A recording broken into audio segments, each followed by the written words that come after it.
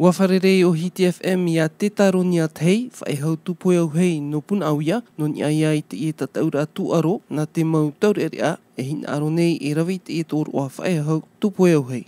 O hamata mai au i te ohipa i Rehowa, piti matahiti, e o te rā mai, i te uhai rā mai unei, i puna au ia nei, no te rawe i te ohipa whaihau tupoe au hei tautuku.